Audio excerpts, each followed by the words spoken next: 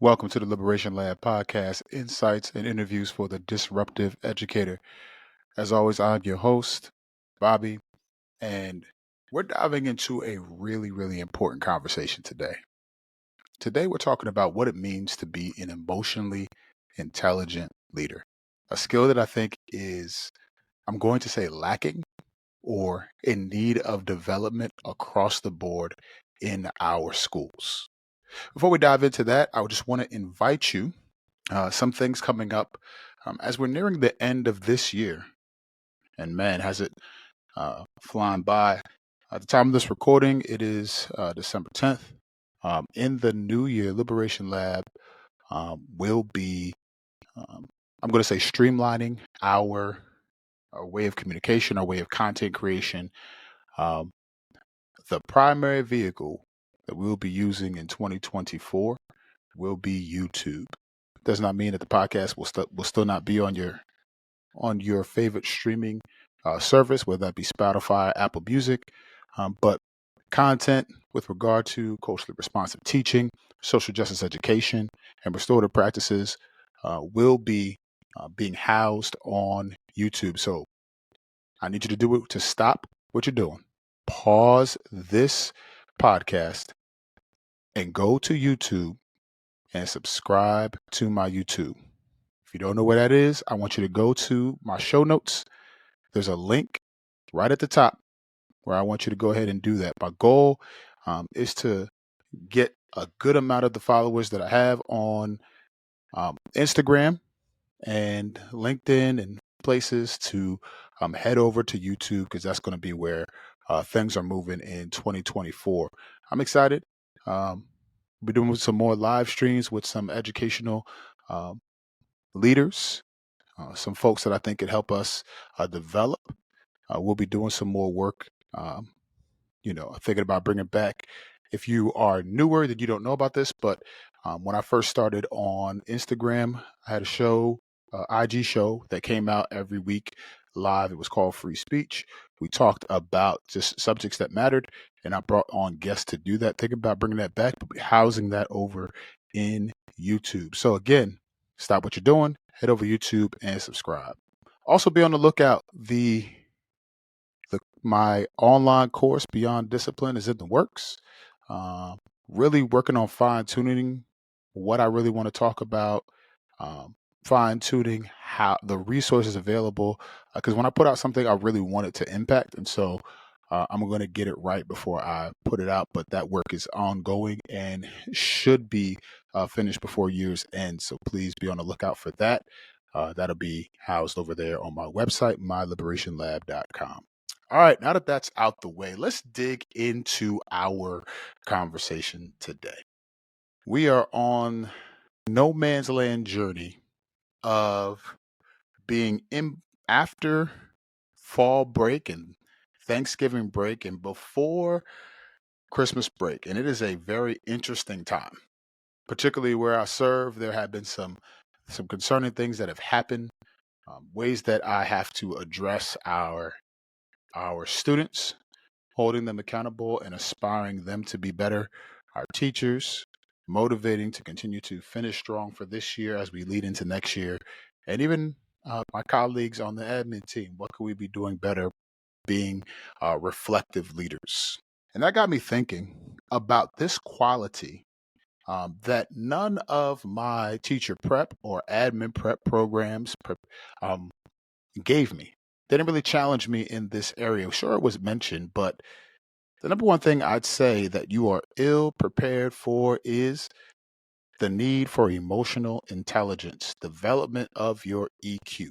And this is like more difficult for us to learn, hone in on, and define because ultimately what we find is that changes depending on who you're talking to, what their needs are, what the problems are, your stress levels, their stress levels, and so many other things. The pieces that I believe are that we are all struggling with is that as a leader, the teachers you lead, the students you serve, they all come with the expectation that you are the fixer. You are the person that is going to make this thing better. And so, pending your history, your personality makeup, your stress tolerance, all the things, the response that you have at the time could vary. I'll give you an example. Today, very recently actually, there was, I'm coming in, I'm tired, uh, you know, there are things happening at home, my kids need things, I'm trying to be, you know, continue to be a better father, husband. I get to work and I'm still feeling the effects of everything that I poured into the day before. I didn't get enough sleep. I'm kind of hungry. It's just one of those days. And I walk in, and within 3 seconds of me getting in the door, this is not an exaggeration. Um, One of the staff members stops me to talk to me about something that happened yesterday.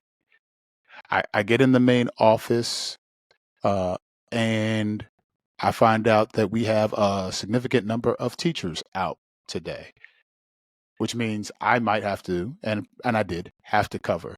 I get back to my office, and three teachers need to see me about something that happened, and the day hasn't even started yet.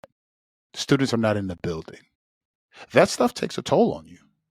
How do you respond? What qualities do you need to have in order to navigate that well?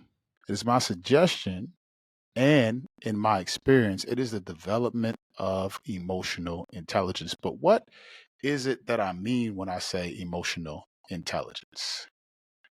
When we talk about emotional intelligence, folks that do this work continuously, they usually define it with five different characteristics. If you're looking at this on YouTube, uh, you'll see me share uh, something with you here. There are five components of developing your emotional intelligence. And when I say emotional intelligence, here's what I mean. It's the ability to understand, perceive, and manage your emotions. Understand your own, perceive yours and others, and then manage those emotions. And it starts with five different components. These are not in any particular order, but the first one that I'm going to mention is self awareness. Self awareness. It is the ability to understand and to anticipate your own emotions and understand how your actions and decisions affect others. This is key. Our educational system is set up to have us only think about ourselves. If you're a teacher, you get to go into your classroom, close your door, and just worry about your kids and your class. If you are a staff member, you have to worry about your own responsibilities. If you are uh, a an admin or supervisor or coach, you have specific responsibilities that you have to hone in on. So if everybody's honed in on their responsibilities, the problem becomes when we don't recognize how our actions affect others. Sure, you went into your classroom, you closed the door, and then the magic happens, but maybe there wasn't a student who didn't get to your class on time. Your door's closed, and now they cause havoc somewhere else.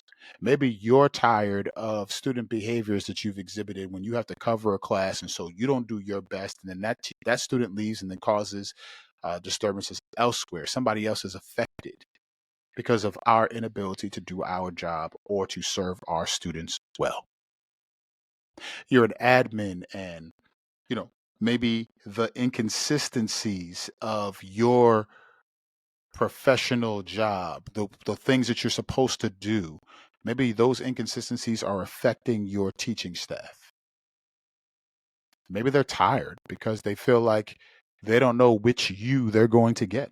So student behavior affects us. Admin inconsistencies affect us. Our colleagues' choices affect us.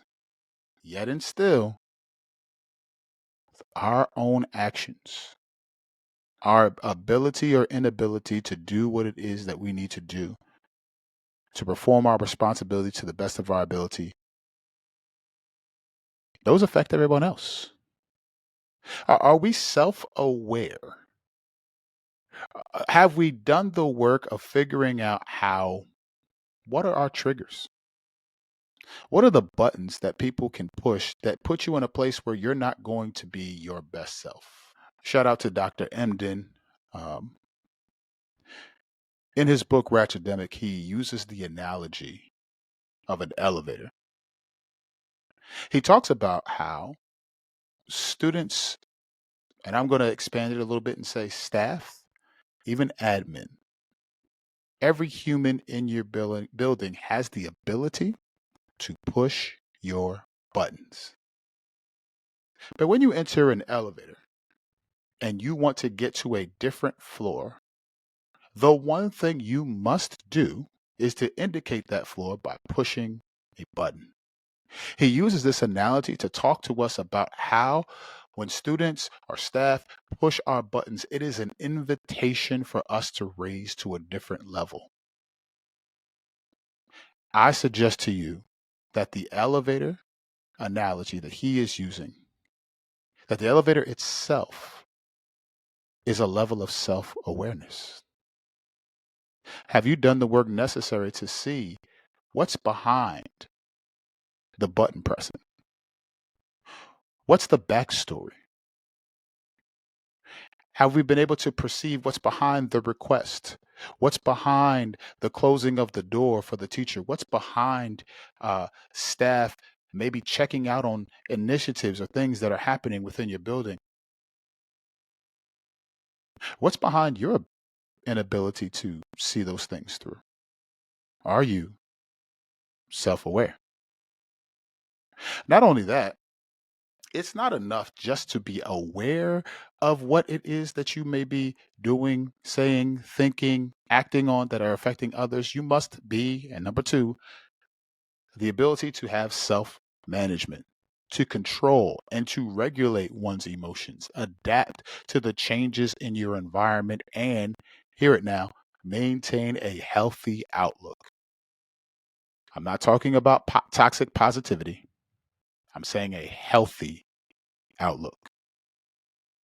So, this one I think is sorely needed right now as we're hanging on for dear life. I saw a meme recently that had, if you're familiar with Toy Story, you know, uh, Woody is standing on the side of a truck and he's holding on to Buzz Lightyear as the truck is driving. Like a literal truck, glued, a truck driver glued this to the the step that he uses to get into the truck. He glued these two characters there, and somebody used it as an analogy to say this is what it's like to try to last, to try to make it until that December break. Well, when it comes to how we do that and how well we do that, self management is key. See, you can be self aware and you can know, oh, I know that I have this issue, or I know that I'm going to respond this way when things happen. Oh, I know that if a teacher says this thing, then I'm done. I'm going to get you. I'm going to respond. I'm going to whatever. I'm going to ignore you. I'm going to cut you off, whatever those things are. But it's not just enough to be self-aware of those things. How do you manage those things? Do you recognize that just maybe the decisions that we have to make, or we feel like we have to make, put us in position um, for further damage to be done? This is an area where I, even right now uh, in my leadership, that I'm being challenged in. Right now, at the time of this recording, there have been some things that have happened within my building that students have made some choices that have caused some stress to the student population, the student body, as well as my staff. Feelings of uncertainty, doubt, just fatigue, an overwhelming sense of what are we doing to address these things? Well, it's not enough for me to be aware of what my staff and what my students might be thinking and feeling.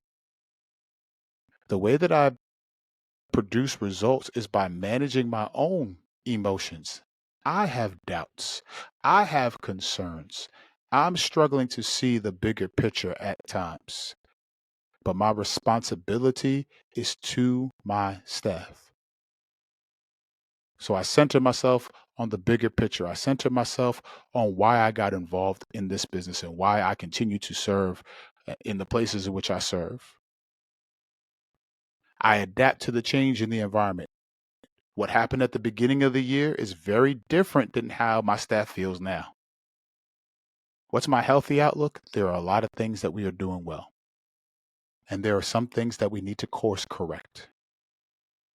And so just like a chiropractor will evaluate your alignment and systematically look at certain areas and prioritize the adjustment, that is what I'm doing with my school even now. And I suggest that is what you should be doing in your practice, whether that be in your instructional leadership, behavior management, building a classroom community. The rigor, the instruction is teaching and learning happening in your classroom every day. Are students learning and growing? Do you have deficit language and deficit ideology that you need to challenge? All of those things fall under this self management piece. And what's the healthy outlook? I may not be where I want to be today, but I am growing and I am making progress and I am pursuing my highest self. And that has a positive effect on those I work with. Not only must you be self aware, and then you must be engage in self management. But number three, you must have this social skill, the ability to build and maintain healthy relationships. As a leader, this is unmatched in terms of how you move things forward because your school culture, your school climate, yes, it rests on your shoulders. However, you can't do it alone. And you need the vision, you need the input, you need the buy-in, you need the collective genius of those you work with. So social skill says, I know I can't do it all by myself, and I'm going to invite others into this process.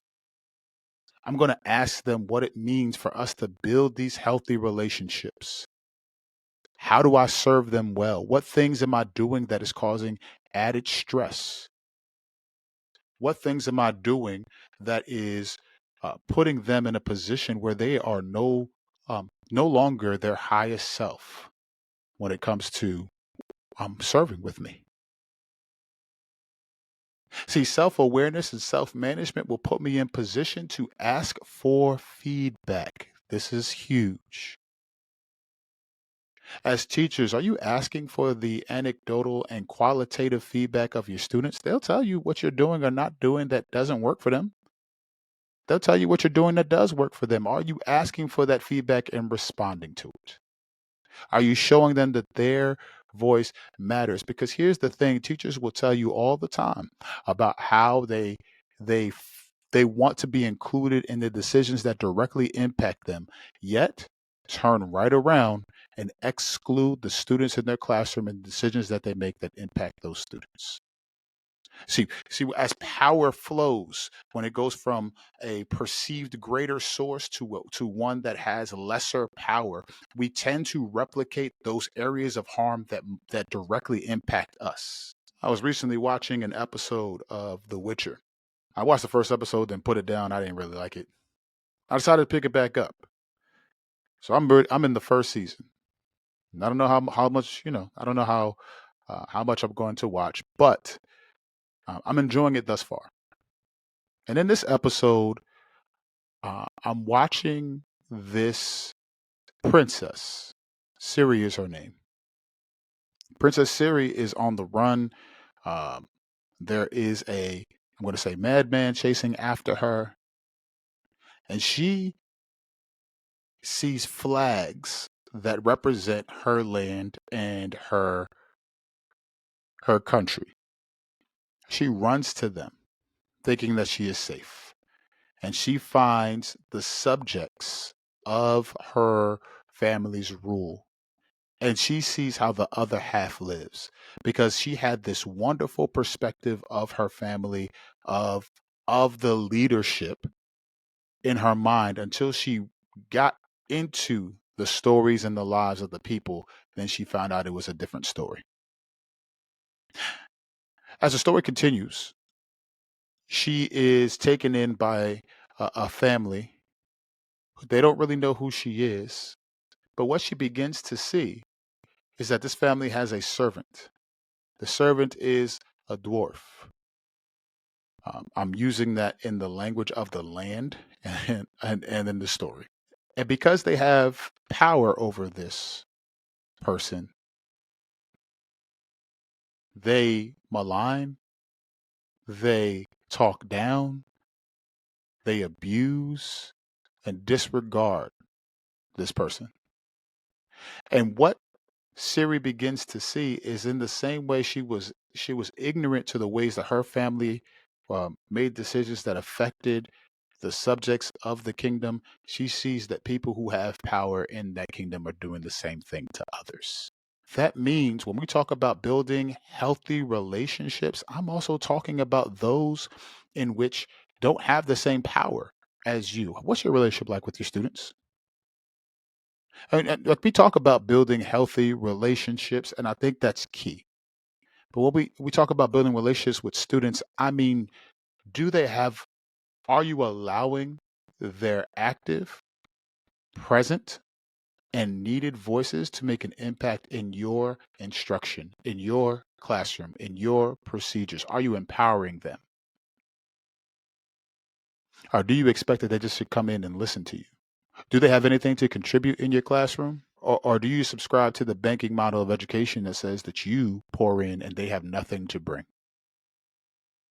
Let's move forward. Self awareness, self management, social skill. Number four, empathy. The action of considering others' emotions, needs, and experiences and factoring that into your own decision making. This isn't sympathy. I feel sorry that that happened to you. This is empathy. I'm walking in your shoes. I feel your pain, and therefore I'm going to respond. This is what I call the essence of true community. When I make your problem my problem. Do we really embody this? Do we do it for those who we deem ill deserving? See, it's easy for us to do it when we feel like somebody is awesome. They help us. They serve us well. They lead us well. They're the brightest student, whatever have you. But do we have empathy when it comes to those who may push our buttons and invite us to rise to a different level? And not only that, motivation, the ability to spur others to action. If you yourself are struggling with what it means to be motivated in your school with your role with the tasks at hand, how are you motivating students to continue to engage in your classroom? Do you have honest discussions about where we are? Man, I'm tired right now. But if I'm tired and I'm not serving you well, what happens? And inviting students to chime in on that. What do they do? What are some answers to this problem? How do we collectively push each other into being our best selves? What do you need from me right now to be your best self? See, all of these things work together to foster the type of emotional intelligence that will change your school climate and change your school culture. Question is, are we willing to put in that work? Are we willing to put in that work? So when we talk about this need for emotional intelligence, here's where the rubber meets the road. When we talk about the the ways in which your leadership might be failing to do these things, I still think it's incumbent upon you as an educator to embody the things that you complain about. Are you the type of educator that is striving for emotional intelligence as it pertains to all the things that are in your jurisdiction? Do you have the ability and understanding of your supervisors, those in charge, to manage up in a sense and invite them into the same journey? Emotional intelligence is needed because at the end of the day, being an educator is a human endeavor. And sometimes we forget that because of the capitalism of uh, our structures and our schools. What I mean is we're always expected to produce something, but rarely are we asked about what's needed to do that, about the people. We don't have a human approach to things. More times than not, it's just produce at all costs. And because money is tied to production, forget your feelings, forget all those things. You got to produce at the end of the day. And so because everybody feels this pressure, we take our power and we force it it flows downward in a most horrific way. District leaders feel the pressure from the state to perform, to make sure they're doing well on that, make sure the district is performing well on tests, so they put it on the principals. Principals feel it, put it on assistant principals. Assistant principals and coaches feel it, they put it on the teachers. The teachers feel it, they put it on the students. The students feel it, and then behaviors come out. And we're all dealing with this mess because we won't engage and find a way to have this emotional intelligence one with another. So what can you do? The first thing I'm going to invite you to do is to reflect. Who have you been this year? If you had to really think about and reflect on the kind of educator you have been this year, have you vibed, if you will, at your highest frequency for most of this year? Where have you fallen short? And why? Why might that be? Pause and reflect. Think through those things. Be honest about them. And then I'm going to push us a little bit here. Don't keep that to yourself. Engage in a meaningful discussion with your students about what you've discovered about yourself. Model the type of reflection that you want them to see as they manage their own behaviors, as they push themselves to be their highest self. See what feedback they give you. See what grace they give you when you're honest about your shortcomings. See how they begin to model those same things for themselves because you've given space for it by leading with authenticity. Not only should you do that, but if you have relationships and connection with an assistant principal, a coach, or somebody that you might find a relationship with, talk to them about that. Set goals together to hold each other accountable to the growth that you want to see. At the end of the day, you cannot continue to hold your growth and development hostage and demand that the ransom be paid in terms of alleviating your frustrations. Frustrations are always going to be a part of the job, unfortunately. And even as we work to change things, you need more and more people involved in the process. So my question to you is, when it comes to the problems and the solutions in your school, what's your role? Are you being emotionally intelligent? Or are you choosing to contribute more problems than solutions to your space and place of work? Our students deserve emotionally intelligent leadership so they can develop their own emotional intelligence. So let's reflect on that. Let's build on that. Let's keep pushing. Till next week, family. Peace.